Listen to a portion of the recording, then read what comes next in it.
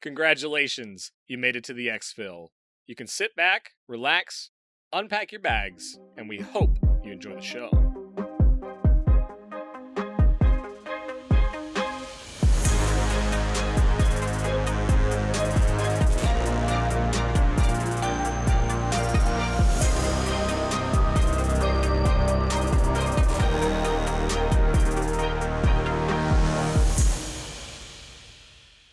Hey there, Mike, aka MTBtrigger here, and with me, as always, is my co-host Ronal, aka Eric.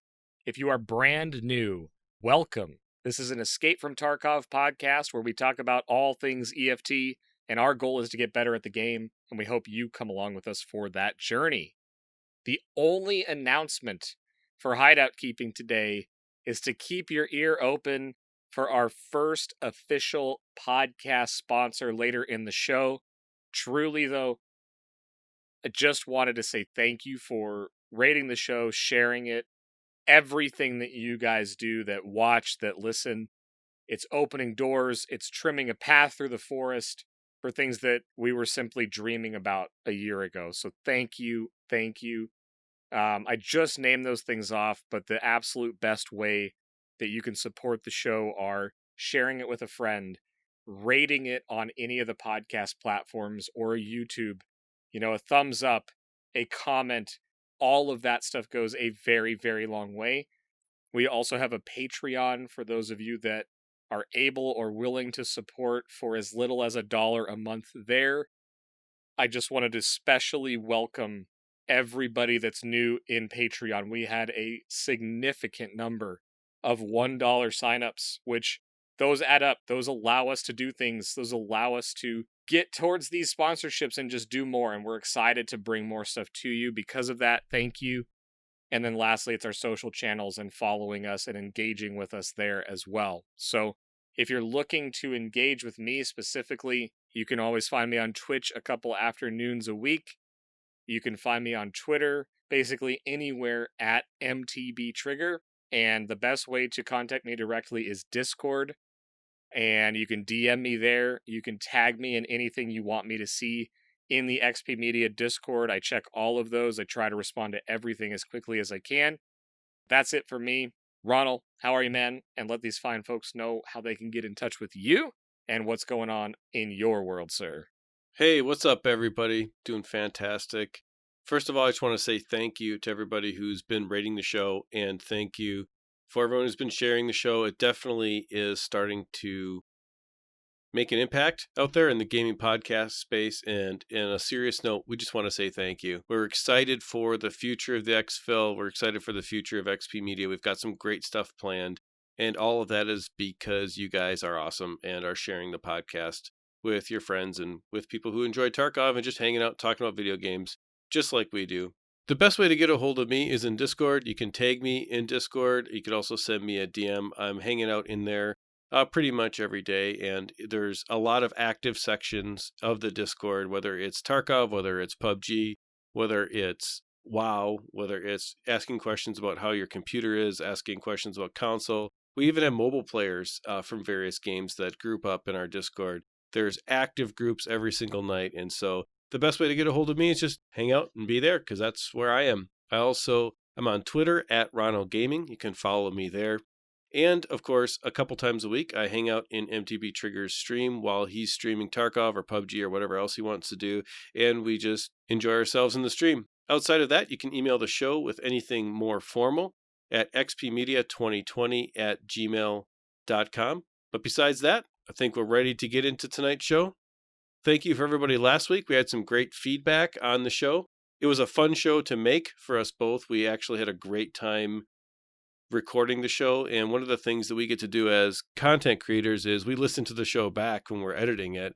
And this last week was one of those shows that we actually just enjoyed listening to as a consumer of podcasts as well. And that doesn't happen all the time for us. Thank you to everyone who reached out. It was a great show last week.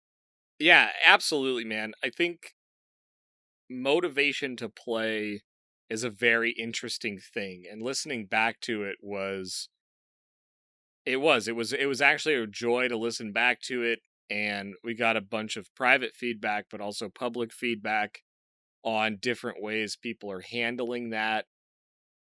The continuation of making money has been awesome. We've seen some new people in the Discord that just picked up the game, and they're asking for feedbacks about early guns and how to get started with making money. And it's just awesome to see the community surround them and help them out with ideas to get them started on their Tarkov journey, and then people sharing their ultimate strats for making money and for how to motivate yourself or something to push into. And I'm going to talk a little bit about that later, a kind of continuation of the motivation concept with one of our stories.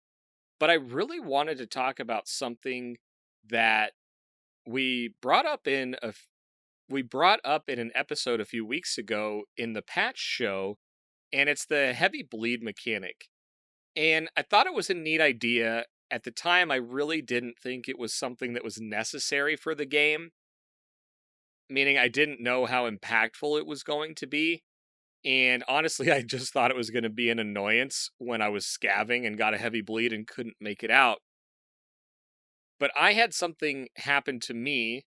But I also want to give a shout out to Reny and Tony Piff in the Discord. And Tony brought it to my attention. Reny might not even know that I know this story.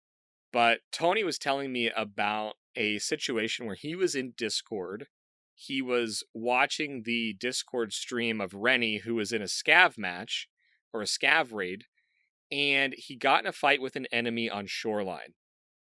He managed to shoot this enemy in the stomach, caused a heavy bleed, and this is where Tony was watching and saw this whole thing happen in Discord, and the scav is bleeding, the enemy scav is bleeding, and now Tony has given Reny the title Detective Reny because he watched him follow the blood trail all the way from the pier to the road to customs Exfil.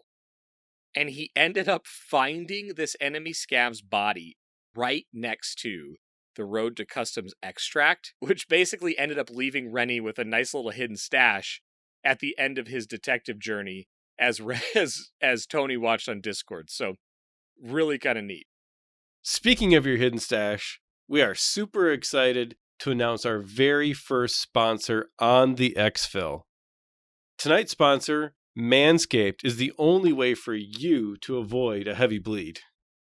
Look, I mean, I think we've all been in a situation, and we're going to be committed to keeping things not ultra graphic, so I hope you stick with us through this. But the truth is, I think all of us have been in a situation where a nick or a cut happens, and I honestly think heavy bleed is the accurate term. And truth is, I've got this bad boy sitting right here, and I made sure to clean it off before coming on the show because I think y'all know why. But there's a ceramic blade on this bad boy. This is the Manscaped Lawnmower 3.0, and I can personally testify that this thing actually works. It is 100% waterproof, and I can also confirm to all of you out there that my wife is 100% going to steal this, and we will not be sharing it. She made sure to tell me that. That's right, boys. It's good for her as well. So I will be getting another one.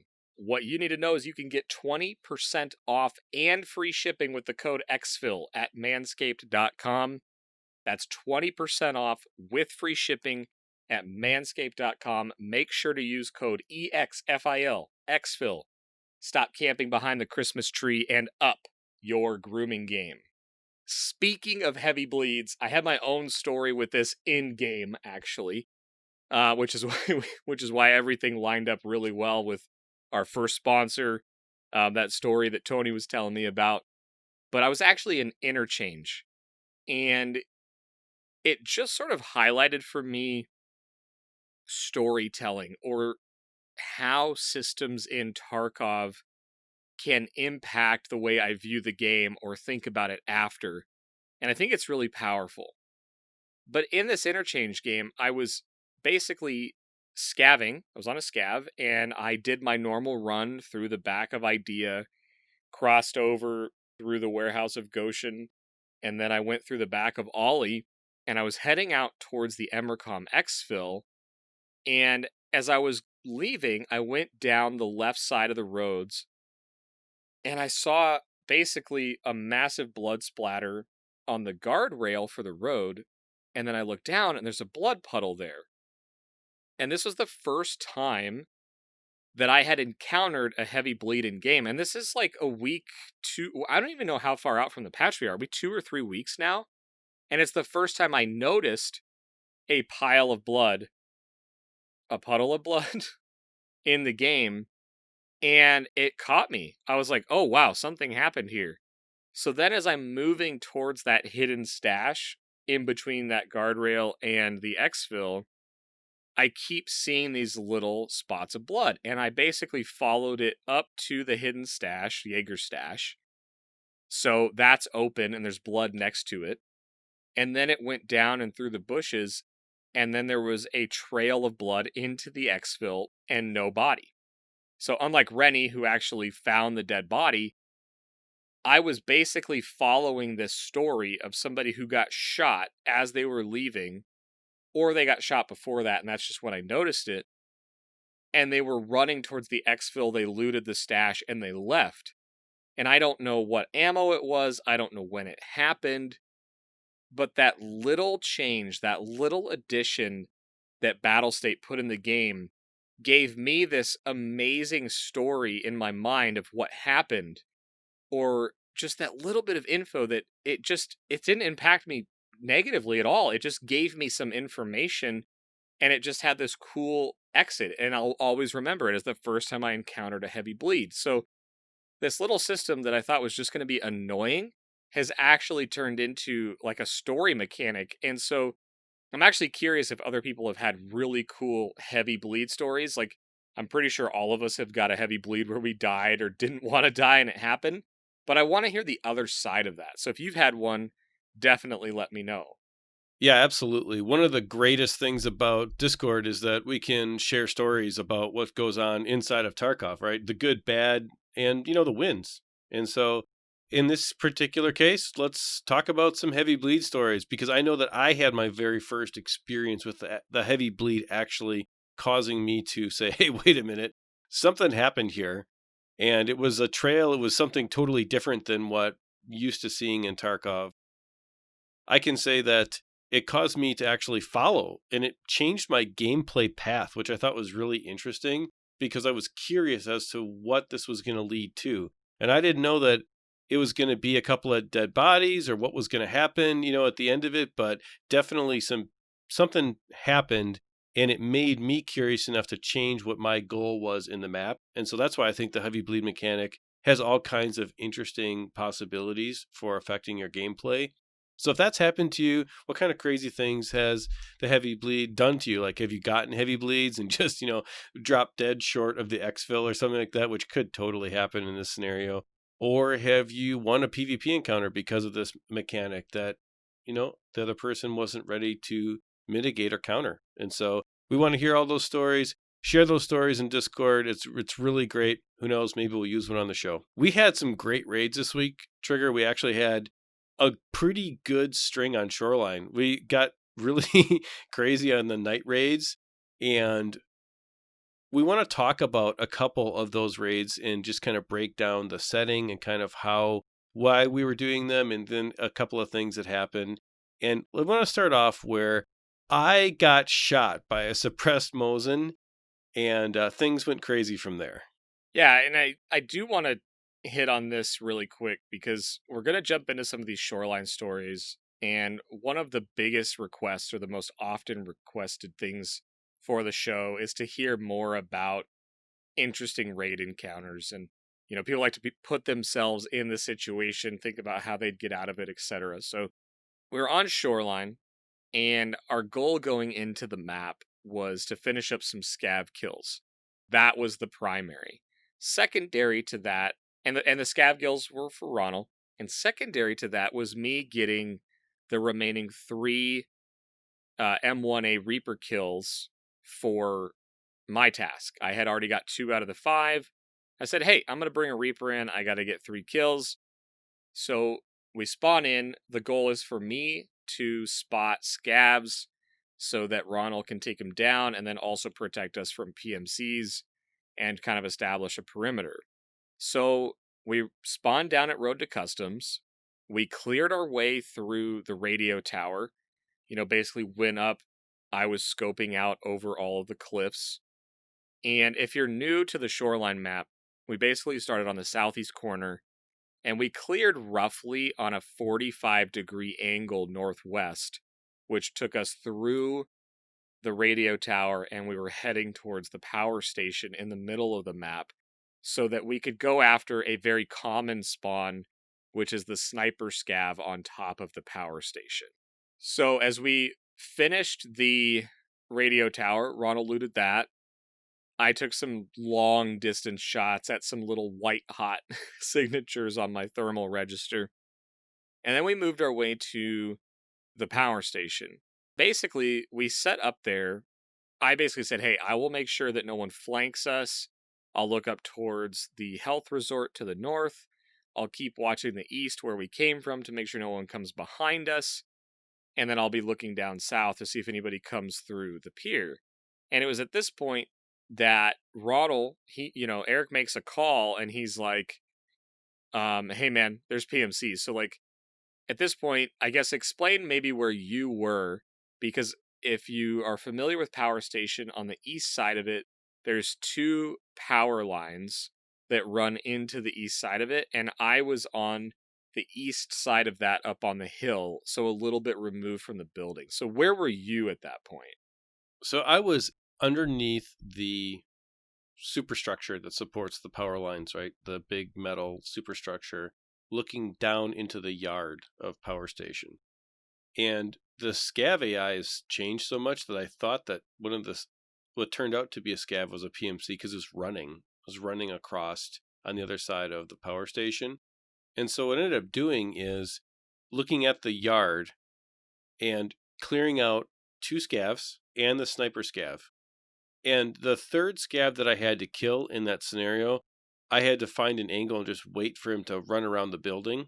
And while I was waiting for him to run around a building, I was sitting kind of crouched. I wasn't prone, but I was crouched. And I was kind of out in the open, but not really. But I was a little bit kind of at the crest of the hill. And I shot the scav, and then instantly I got shot. Now, I didn't die. I had class 5 armor on, had an Exfil Wendy on, and so kitted out pretty good. I didn't die, but I got hurt pretty bad. So I immediately ran, and I didn't know where the bullet came from. I just knew it was from behind me because I could hear the shot coming. But that's about it. And it was absolutely a Mosin, and the guy was a long, long way away. So I ran directly down the hill back towards where Trigger was, which is, if you can think of Power Station, the road that goes between Power Station and the weather station, there's what's called Drunk Tank, which is the tank that's off the side of the road. I ran from the power station towards the tank, and I hid in a little dip in the terrain, and then Trigger was thermaling in the direction from where the shot came from. Well, and it was crazy, right? Because I was covering our backside to the east, and I heard the shot, and I was like, I was like, dude, did you just take a suppressed shot? And he's like, no. So I immediately swing and start looking, and I don't see the guy. And I knew from the direction that it came from the north, and on the northeast side of the power station, there's a dirt road that runs across and ends up being where you can actually cross to the west over the river. And above that is a bunch of woods. It's a wooded area. There's trees like crazy. So I didn't see anything. So I said, hey, let's go south. I don't know where this guy's at. We're going to need to find him, but let's use the thermal to our advantage. So I end up running too far to the east. Ronald finds a good spot to prone out, and I'm out in the open. I'm in a dip that's looking straight up north. I don't have any cover, and I scope in because I realize I'm in a bad spot. And I got super lucky because I basically scoped in almost right on this guy. I had to make a minor correction, and I shot one bullet and tagged him in the head. before he shot at me, and I know he was lining up that Mosin because we ended up getting to loot him, but he quite literally was lining up the shot. I'm almost positive. And I had zero cover, so he probably had the ability to get it. So I got super lucky with where I scoped in and that he happened to be peeking at that moment. Yeah, and it was a long range shot. So your kill, I think, if we looked at it, was somewhere in the neighborhood of 500 meters or something like that. He was a long way away shooting at us. And yeah, that was the one. That was just under 200. But it okay, was a long range shot. And actually, that's a good point because this is one of those situations where I got to use my tasks, right? And I had Shooterborn in Heaven, and I had the M1A kills, and I knew I wasn't 100% sure that I killed him because I didn't have a Shooterborn in Heaven tracker, but I did have the M1. Oh wait, so the first thing I looked at was the Shooterborn in Heaven, and I didn't have the kill on that. But then I looked at my M1A kill, and I had it there, and I said, "Hey, I know he's dead because I got the M1A kill, but it wasn't a headshot, and it ended up being a thorax shot." Um, but yeah, it was way up the hill, and he just happened to be in a spot where I could tag him. yeah, and props to this guy because at the angle that he was holding, he was 200 meters from you, but to hit me up by the power station, that's like a 500-meter shot. So that guy made a great shot, and just because I had a full class 5, he wasn't able to kill me, but he hit me once and I was hurting. I had to run down and he blacked out my arm, and I had to repair my arm and I had to heal, and I just knew I got shot from behind. So I knew I had to run for cover to block that line of sight for basically what was behind me off to like a 45. And because we were so basically dual squatting, right? We were able to handle the situation. But if I was in a solo situation, I would have been in trouble because where I was repairing, he couldn't get me. But as soon as I popped up, he would have been able to shoot me again. Yeah, and he must have run down the hill, right? Because where he shot you from was way out there. I moved toward him inadvertently, and then you were on the backside of power. But by the time he got to me, I mean, he closed the gap significantly. And this is happening over, 15 to 30 seconds. I mean, it wasn't like a bang, bang, bang. It was he shot, Ronald took cover, I took cover, and then I decided to rotate. And then I rotated incorrectly and got lucky. But this guy was closing the distance. Like he was not he was not just playing passively and setting up the hill. I mean, he took a shot. He may have thought that he dropped Ronald and he was coming to check out his kill, but he moved a significant way down the hill from resort. And so to Ronald's point, there was a communication piece there where he's like, I'm safe, I'm good, I'm repairing, and I'm like, okay, I'm gonna see if I can find him now. And then I was forced to because of where I ended up moving. But the guy made a great play. I mean, he took a nice shot, connected with it, and then the way he was looking, I think he was getting ready to let one go towards me. So pretty cool. It was interesting, right? It was just supposed to be I'm gonna keep PMCs at a distance, try to take some long shots, get some tasks done. We'll get your scav kills and we'll get out. And it just turned into this like intense fight because other things that were going on, and as I wrote this down earlier so that we'd talk about it, I didn't think about it, but we heard grenades down at the pier. We heard grenades up at the resort. We saw a 3-man team on thermals at 400 meters running up to resort. So like we had people all around us, and there was sounds in every direction, and we saw a team. So it was like, in my mind, I'm thinking like, oh my gosh, if it's that team that we saw that I was shooting at, I mean, I was taking long distance pot shots at these guys, and I'm like, if they come after us, there may be 2 more guys running down after us. So it ramped up pretty quickly, but we were able to handle it, loot him, and then move out of that location. And we exfilled successfully. After moving kind of through the middle of the map, we checked out gas station to see if we could see the grenades. But ultimately, it was just a really cool success story that was a routine raid. And then, Ronald talked about those 2 sets of footsteps. I mean, we thought we had a team of PMCs running up to us. We had the long range shots come in. We had seen teams before. It went from routine to crazy to we got to get out of here and reset. So really kind of a cool raid that, I mean, we definitely weren't planning on it. I mean, you go in with a Reaper and a suppressed AKM or whatever you were using, and it was like, we're going to try to keep our distance and just take care of business, but that's not what that raid had in store for us. Yeah, and it's a good reminder that to always kind of be aware of all the different angles that you can get shot at while you're trying to do something. So I did have a suppressed AKM. I was doing the task where you have to have 12 scav kills and turn in 7 face masks. And I had, 7 or 8 at this point. And when I was focused so much on the yard and power station, and I was focused on getting the scavs, which I could hear running around the backside of power station, and I'd already taken out sniper scavs. So I had this false sense of security a little bit, that I had the high ground and that I was able to just hang out up there and wait to get into, some kind of a situation that I could fire down at these scavs. And I took for granted the fact that I was making a lot of noise, even though the weapon I was using, the gun I built, was suppressed. I still was making noise, and there was a PMC who was watching the whole thing, just waiting for me to come out in the open.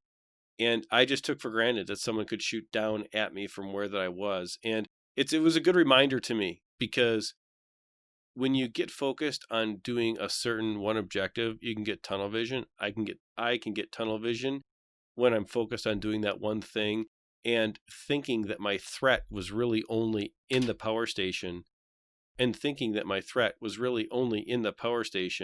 and I had already handled that threat. But in reality, you're always at threat from any angle in Tarkov, and you got to be careful with that. And that's one of the things that we love about the game. But also, like in this situation, it's one of those things that can really surprise you. It definitely can. And I think, again, this is something that I hadn't planned on talking about, but as you were breaking down that situation, it reminded me of it. And it's sort of a strategy topic, but one of the things that happens, especially in squads and duos, and um, I mean, I think a lot of people know I play a lot of solo Tarkov. You play a lot of solo Tarkov, and we make it a point to try to get some raids in together. But I also play a lot of PUBG, especially in duos. And one of the things that is really good to work on that I've found personally is when someone makes a call out, it's the teammate's responsibility to use that and internalize it and try to figure it out. And sure, the person making the call can always do better, right? You can always say like, well, you could have said this, you could have said that, but not really important in the moment. And so the reason I bring that up is there was a point where we were intentionally split, covering different angles. And Ronald says, I hear footsteps running towards me. And I said, okay, do you need me? And then he says, 2 sets of footsteps running up to the power station. I think it's PMCs. So at that point, he's in a position where he can hear 2 sets of footsteps. And I said, are you sure? And he didn't respond, which tells me that they're close to him. So if I kept talking and, well, where are they? What direction? Da da da da da da. He's trying to figure that out for himself. He gave me the communication I needed to act. And it was at that point that I ran back up to a position where I knew it was safe, which was in between those 2 towers. And I started scoping in with a thermal trying to find the enemies. And it was at that point when I said, hey, I found one, it's a scav, and I see the other one running. They're over by the cars on the north side of the power station. And then it was that moment of relief because it was scavs. But I wanted to talk about the communication thing because he needed comms clear. I needed a little bit more information. But when he couldn't give it, that signaled to me that it was time to get to him, right? There's no more like, well, what direction? What's going on? I went to his last known location, which he had moved a bit from, but I could at least tell him if needed, hey, I'm where we were before we split. And so, I don't know. In that moment, were you thinking about that, or were you just trying to find those enemies as they were running up? In that moment, I was trying to give you the most concise information as I could. There's no need to add fluff to it. in a high pressure situation in Tarkov, you have to relay the least amount of fluff in a communication to your duo partner as possible. And there is no compass. It's not like in PUBG where you can say shooting at me from, 3-1 or something. You know what I mean? It's not like that. You have to use landmarks on the map. Right. And then you have to say, in this particular case, two people running up, and I said they were on the fence line on the other side of power station. And I thought they were PMCs because they were running down where PMCs would run from cover to cover to cover. And actually, a side note, hats off to BSG. The Scav AI has gotten so much better. I absolutely love it. I love that fighting against the PvE elements in the game is actually meaningful. Now, granted, it's not like fighting another player, so it's not a replacement. But the way the scavs work and the way that they move around, now sometimes they run around to give their position away, but when you shoot at them and miss, they actually start to get a little bit smart. They don't necessarily come out in the same angles. And I just have, it's a lot more fun. You have to hunt them down if you do want that scav kill. Now, if you can go ahead and reset your scav aggro if you need to, but at the same time, it makes that part of the game so much more interesting. And when I was thinking about how am I going to communicate this situation to you as you were coming back to try to help, the biggest reason I didn't respond is because in the intensity of that moment, if I gave you the wrong information and for you, two things could have happened. The help that you were going to give me, I could have set you up wrong. So you could have gotten shot because I told you they were actually over in a different area than they actually were, which would have left you exposed, thinking that the threat was coming from the improper place. And the second thing is, I could have gotten myself killed because I wasn't exactly sure. I had basically two choices. I had two choices to make where I thought they were going to be, and they were not exactly in the same area. So I had to make a split-second decision, and I needed more information. Now, subsequently, we got that because they ran farther down the fence line, and because of that, the one of the two possible locations where they could have ended up being was narrowed down. And we were able to ultimately take care of the situation. But communication is key in stressful moments because you do not want to give a bunch of rapid fire, imprecise information, especially in Tarkov. There's nothing to help you other than what you can see and other than the knowledge of the map that you have. And that's the point I was trying to make, and it's really cool to have both perspectives. Because one of the things that I see a lot, or when I get involved a lot, is someone will give a comm out, and if it's like a 4 or 5 man squad, feels like there's always somebody that's like, I don't see that. Where is it? What are you talking about? Which tree? What rock? I don't see the rock. And there's just this constant string of, the person receiving the comm keeps asking questions over and over and over again. And I would just say, look at the way that you respond to communication. And when someone gives out the most whatever information they can give out, it's your job to take that and then go find it, right? It's not their job to perfectly describe what's going on. It's their job to give you the quickest, concise method possible.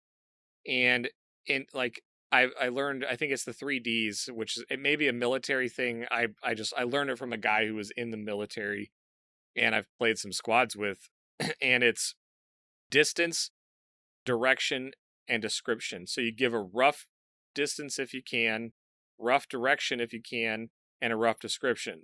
And you notice that Ronald knows that he told me the description, but I didn't catch it. He gave me, hey, they're coming up to the power station, which told me from the south. He told me that he thought it was 2 PMCs. And then he said the fence part, but I didn't catch that because I was taking what he said and getting into position. And I asked one clarifying question and then I shut up. Now, I'm just coming back to that is there will be times where somebody gives you a communication piece that is wrong and they set you up incorrectly. But when it was all said and done, we talked about that. It was like, hey man, that was a great communication. I was pretty far away. I rotated back up. And then he's like, no. And then when you spotted him, that gave me what I needed to get the scav kills. And it just worked out really well. But it doesn't always go that way.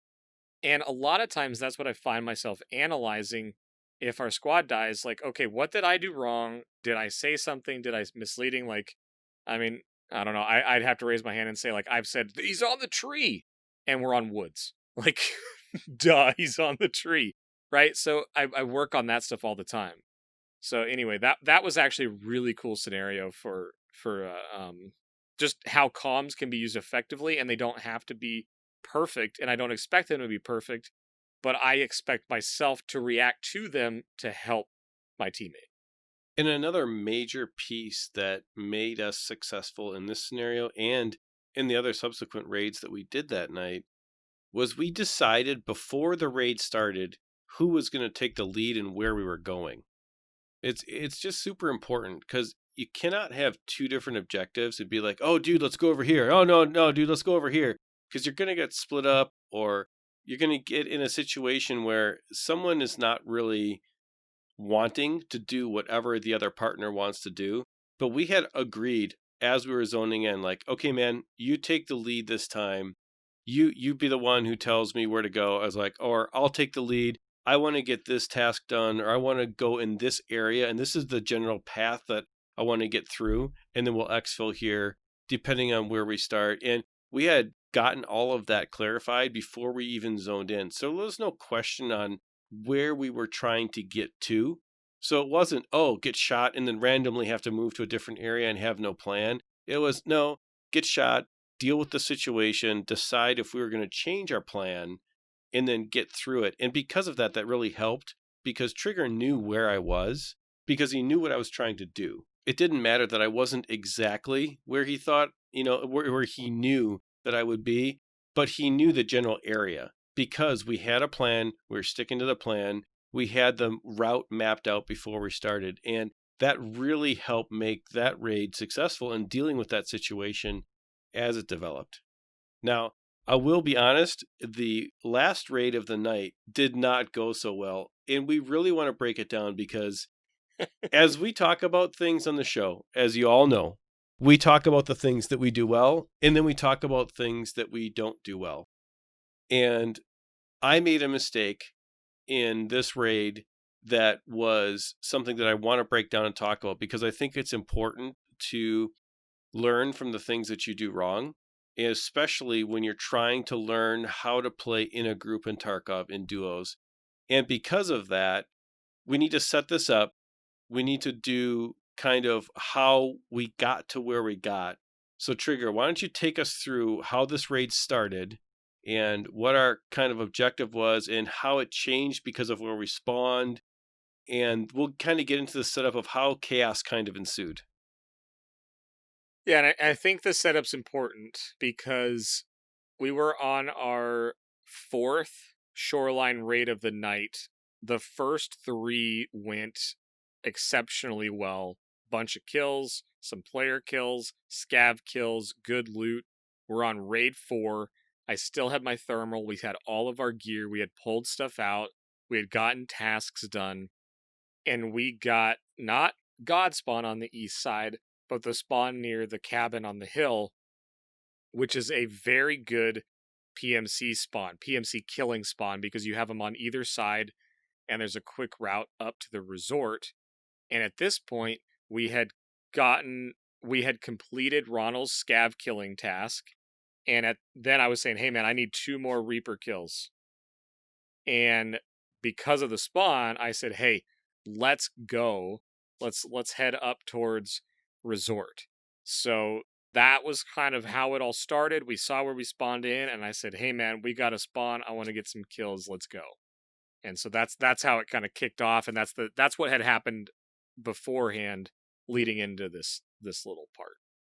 And it's interesting because in Tarkov 2, success can breed false confidence. We had just a great night of rolling through some awesome raids. And we had pulled out well north of 1 million rubles worth of gear. I know I had at least. And it was over 2 by the time the night was done. Yep. And we had done well. We had gotten lots of kills. We were having a good time, kind of messing around and whatever. And we got a little bit loose in the one thing that we hadn't done for the rest of the night. For the rest of the night, We had followed each other. We had been covering each other the whole time. And so when bad situations could have erupted, we were each there to take care of the problem. And it was never a situation where one of us was too far ahead or too far alone or off or whatever. And because of that, we had a lot of success. Now, like Trigger said, we spawned to the east on the fence. We ran towards Resort, up the hill towards the old cabin that's on the east side of Resort. And then you go through that valley and then you come up into the Resort area. As we were running up past the cabin, I stopped and went into the cabin and looted the 2 crates because I couldn't help myself. Because there's a Red Rebel spawn possibly on the shelves in that cabin. And there's also there's 2 weapons boxes in there. Trigger kept going. I told him, hey, I'm going to get these loot real quick. He's like, okay. And so he kept going. He ran down the hill and was alongside of the path, the vertical wall that's right alongside of the path. Now, this is where things went a little bit crazy. I was coming out of the cabin and Trigger starts to get shot at from the God spawn area from 2 PMCs who are pretty thick coming up that path. 3 PMCs who are pretty thick coming up that path from the area where that gazebo is, where that bonfire is, kind of coming up that path. And they start shooting at him, and I was out of position, and so I couldn't shoot back at them, even though they were somewhat exposed. Yeah, so I mean, and this is like the opposite of what happened on the Mosin story, right? This all happened in split seconds.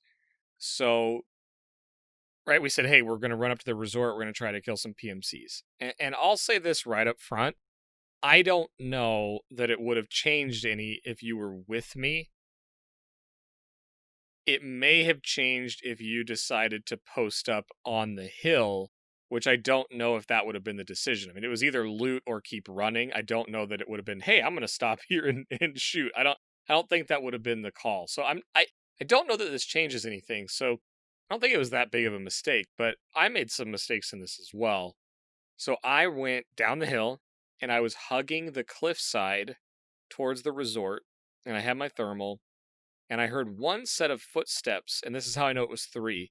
I heard one set of footsteps already having crossed the path toward the corner fence of the resort on the northeast side. And then I heard 2 more sets of footsteps going up. So I'm in range for them to have heard me sliding to a stop.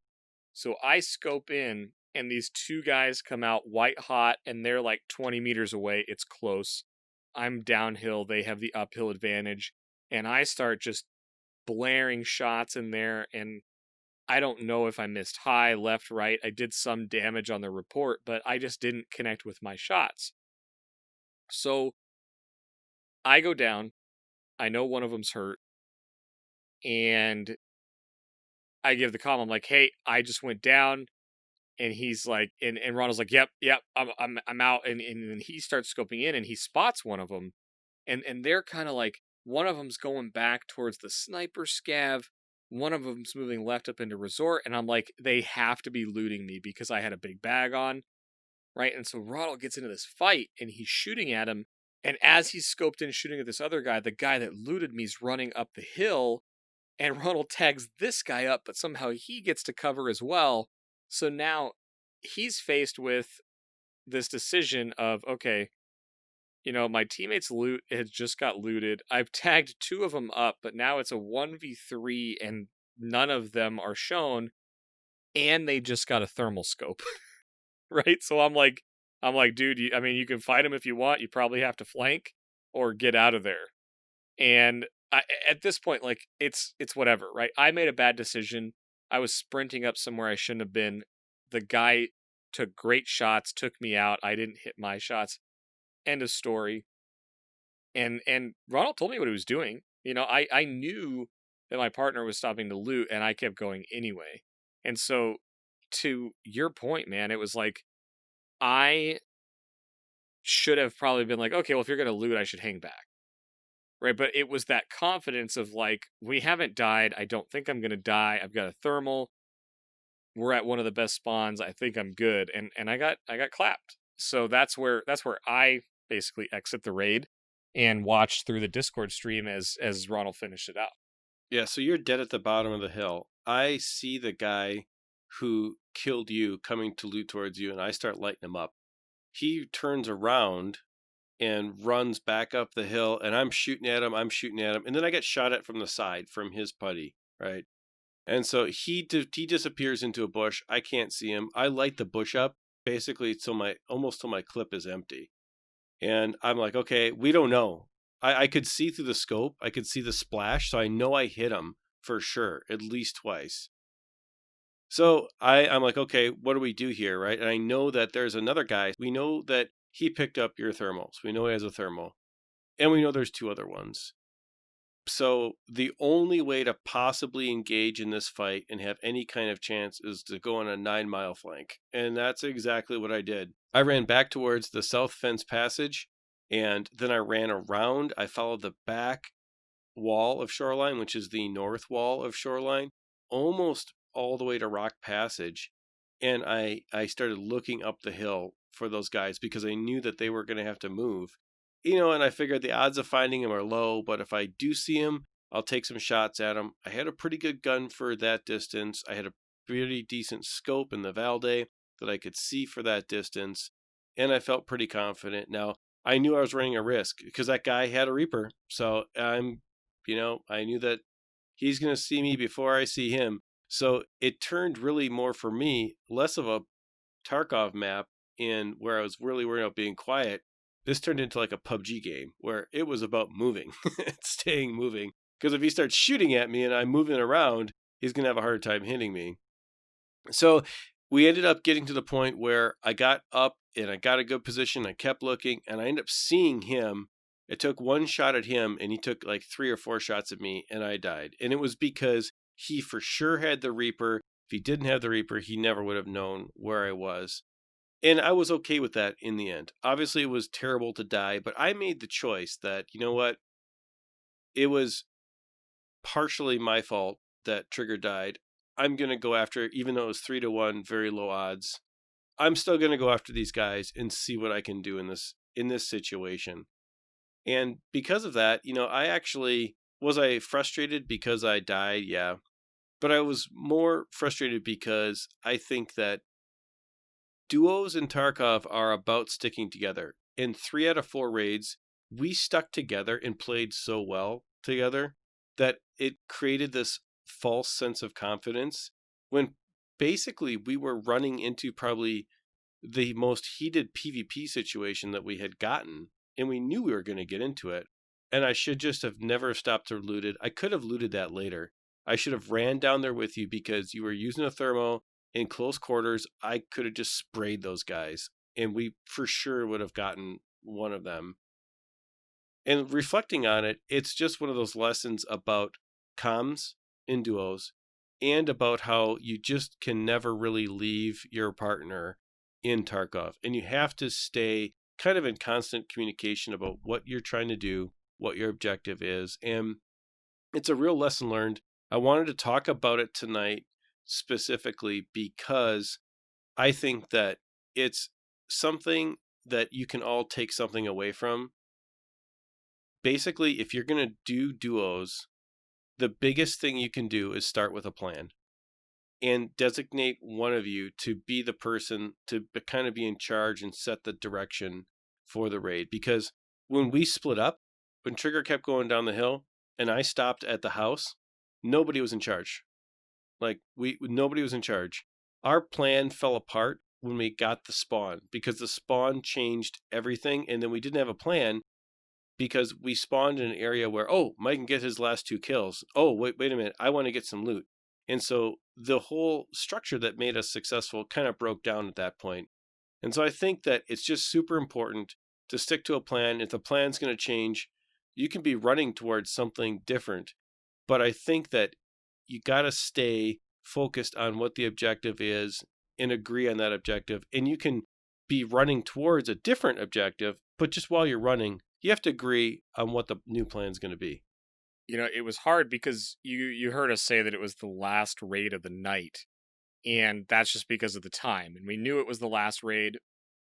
Whether it was short or long, we were just going to be done at that point. And It would have been really easy to get frustrated there for a number of reasons. One, because I missed my shots and I thought I hit some that I didn't. That we ran into a 3-man thick team just to our right, that I didn't have the cover fire that I was kind of expecting, that I didn't put enough significance on the communication that he was going to loot that cabin and how long that would take. There's all of these reasons to get frustrated, but at the end of the day, like, I look back on it and I'm like, man, that was a rough 800,000 ruble loss raid, losing the scope. But at the end of the day, I learned a very good lesson on that spawn, that section of the map, where the other team can get to when you're full sending the resort if you have that spawn. And I also learned some pretty valuable stuff on watching the Discord stream on how Ronal was able to engage them. And if I ever got that spawn again in solo or duo and I have a long range scope, I'm moving up to that cabin and I'm certainly going to be looking to the right to see if they come down on a flank. But man, you had really solid vision of the area running up to resort. Now they can get to cover, it's not wide open, but you hit some shots on 2 guys at least, and you put yourself in a position where you were pretty defensible on that hill. But had we had the drop on them, both of us, from that section as they ran up, I just have to think it would have gone very, very differently for them, because that angle's great. So I'm excited to get back into Shoreline and try it again and see if I can flip the script when I get that spawn again. Yeah, and that's the best part about being honest about what your gameplay is. You know, whether you record your gameplay and watch it back, or whether you just think about it and you're like, okay, what could I have done better? And you talk about it with, whoever you're playing with. That's the best part about really honestly reflecting and say, yeah, I did that great. And yeah, I didn't do that so great. And when you try to figure out the why behind dying in Tarkov, it's really crazy, because most of the why, sometimes it just comes down to dumb luck, and sometimes you have no idea. Like, you can record your gameplay and sometimes you're just dead, and you can play it back slowly frame by frame. You're like, what happened? And there's no clue.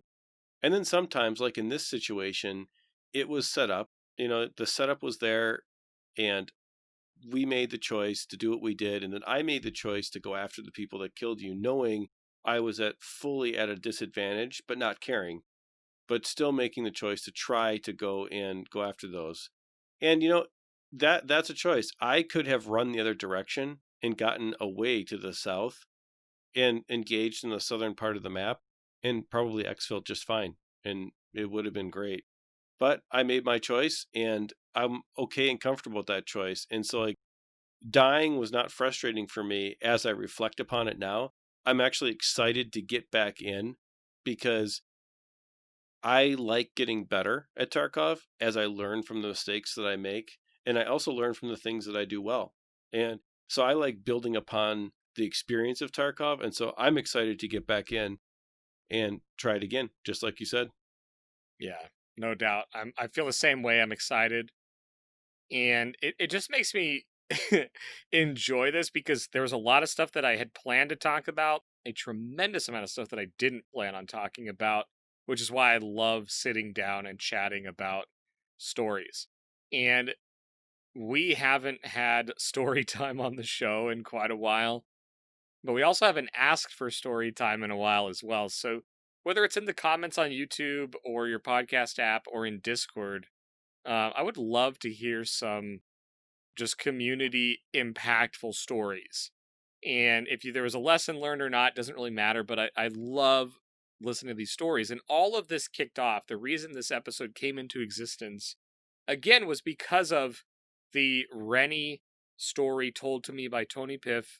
Had a crazy scenario. He wasn't even involved in it. He was watching it through a Discord stream, but it was impactful enough for him to tell me about it later randomly. So I don't know. There's just some really cool stuff going on in the game right now. And I would really love to hear some more stories that were impactful for one reason or another. So I'm excited for that. I look forward to your guys' stories. I love watching clips. I love watching videos. Like we had a video posted today of the 10-man group that went into labs.